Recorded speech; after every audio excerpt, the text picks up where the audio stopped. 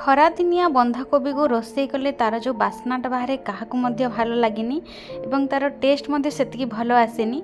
तो आज मुझे अलग प्रकार बंधाकोबी मटर और आलूर गोटे तरकारी बनैबी। नमस्कार, मु प्रिंसी आपण मानक प्रिंसेस हांडीशाला को स्वागत करछि। आज मु आपण मानक सहित शेयर करबी बंधाकोबी मटर आलू तरकारी रेसिपी। आशा करछि वीडियोटी आपण मानक भल लागिबो। मोर अनुरोध कि आपण जदि मो चैनल रे नुआ आछंती ताले सब्सक्राइब करिवे, पाखरे थिबा नोटिफिकेशन बेल को मध्य प्रेस करिवे और वीडियोटी भल लागिले शेयर मध्य करिवे, लाइक भी करिवे। तेबे चलंतु आज रेसिपीटा मु आरंभ करिनेबी। तो आज रेसिपी जहाँ सब मुख्य सामग्री दरकार ये प्रस्तुत करके रखिदे। बंधाकोबी को काटिकी रखिदे और ये मटर आपण मैंने देखिपे मटर को मु राति 8 ରୁ 10 घंटा खंडे बतरेकी रखिदे। आज आम जो बंधाकोबी तरकारी करवा पूरा देसी स्टाइल करवा। मु बटा मसला नेबी। तो बटा मसला मुझे जीरा धनिया को टिके आगु पानी रे बतरेकी रखिदे, कहीं पानी रे टिके बतुरेकी रखिदेवा द्वारा बाटिला बेलू इजी हुए और जो ग्राइंडिंग कला बेलू साउंड मध्य हुएनी। आठी मुझे आलू को काटिकी पानी रे रखिदे। गोटे बड़ साइज टमाटो नहीं ऑफ सीजन बंधाकोबी तो टिके टमाटो बेसी पड़े टेस्ट भल आसो। अदा रसुण को छड़ेकी रखिदे। आठी गोली प्याज नहीं आपण मैंने चाहिए बड़ प्याज नहीं पारे। गैस ऑन करके कड़ईटा भल भाव में गरम है मुझे रिफाइन तेल पकई आपण मैंने चाहिए सोरष तेल नहीं पारे। और तेलटा पूरा भल भाव में तातिला मु जो आलू काटिकी रखी आलू को मुझे हल्का फ्राए करी। यही समय आम आलू को भाजिला बेलू अल्प किसी लुण देवा जद्वारा कि तरकारी रे आलूर टेस्टा भल आसो। आगे भल भाव में गोल देकी आम छाड़ीदेवा ब्राउन होगापी। यही समय आम गैस आंच को लो फ्लेम रे रखा, कहीं जदि आम हाई फ्लेम रे रखा आलूटा पोड़ीज भितर सीझीबनी। 5 मिनिट पर्यंत लो फ्लेम रे आलू को भाजिला परे आम कभरटा उठेकी ताकू गोलेदेवा। देखंतु एठी आलू आमर पूरा भल भाव में ब्राउन कलर हो गलानी। आम बर्तमान को गोटे जगह को काढ़ी नेबा। बर्तमान से ही कड़ई रे मु आउ किछि तेल ऐड करछि और जो बंधाकोबी को काटिकी रखी ताकू मु एथिरे हल्का फ्राए करी। खरा दिनिया बंधाकोबी ताकू डायरेक्ट रोषे कले भल बास्ना तार आसबनी। तो आम अल्प टिके लुण और हल्दी पकईकी या भल भाव में गोले देकी टिके ढांकी देकी भल भाव में फ्राए करदे टिके आमर बंधाकोबी तरकारी स्वाद आहरी भल आसो, भल बास्ना मध्य आसो।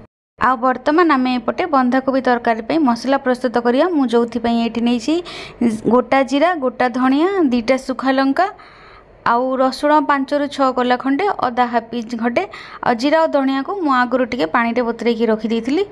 तो बर्तमान आम मसलाटा प्रस्तुत करि नेबा। गुंड दिया बंधाकोबी तरकारी तो आपण बहुत खाइथिबे। थरे एमती बटा मसला देकी तरकारी करके खांतु, देखिबे बहुत भल लागिबो। देखंतु एपटे आमर बंधाकोबी मध्य हल्का फ्राए हो गलानी, ता थरु पानी बाहरी पानी सुखी मध्य गलानी। तो आम एबे आको गोटे प्लेट रे बाहर को काढ़ी नेबा। पुणी से ही सेम कड़ई रे मु आउ किछि तेल ऐड करिबी एवं तेलटा पूरा भल भाव में ताती गला परे मु एठी किछि जीरा फुटण पकाउछि एवं जीराटा भल भाव में एमती फुटिकी फुली गला परे मु एठी किछि कुनी कुनी प्याज व्यवहार करछि तरकारी पे। आपण माने जदि चाहिए बड़ प्याज मध्य व्यवहार करि परिबे। तो प्याज को आम हल्का हल्का गोलेकी लो फ्लेम रे ब्राउन हैला पर्यंत भाजी नेबा। प्याजटा हल्का भाजी हैला परे मु एठी अल्प टिके लंका गुंड पकाउछि। आ लंका गुंड पकेवा द्वारा बंधाकोबी तरकारी कलरटा बहुत भल आसो। पुणी कहूँ खरा दिनिया कोबी तो ताकू टिके भल भाव में रांधिया को पड़ो, नहेले तार खराब स्मेल आसवा सहित टेस्ट मध्य भल आसबनी। तो लंका गुंड पकईकी आम आपको ब्राउन कलर हैला पर्यंत भाजी नेबा। दर्शक बंधु देखंतु प्याजटा भल भाव में ब्राउन कलर होगी भाजी हो गलानी। बर्तमान आम जो मसला बाटिकी रखी ताकू पकेदेबा एवं मसला सहित आम हल्दी मध्य पकईकी ताकू भल भाव में गोलई देकी मीडियम फ्लेम रे मसलाटा को कषी होगापी छाड़ीदेवा। मसला को 5 मिनिट पर्यंत मीडियम फ्लेम रे कषिला परे आम जो टमाटो काटिकी रखी टमाटो पकईदेवा एवं टमाटो सहित लुण मध्य पकईदेवा जद्वारा कि टमाटो भी सीझीजिव। खरादिनिया टमाटो मध्य शीघ्र सीझेनी। लुण पकईदेवा द्वारा टमाटो मध्य भल भाव में सीझिव, मसला मध्य भल भाव में कषि हो। बर्तमान आम आपको टिके भल भाव में गोलई देकी मीडियम फ्लेम रे आहरी 5 ରୁ 7 मिनिट पर्यंत कषि नेबा। मझिरे मझिरे मसला को आपण मैंने गोले दौथे, ना कड़ई रे मसला जदि लगिଯିବ ताले बंधाकोबी तरकारी टेस्ट जमा भल आसबनी।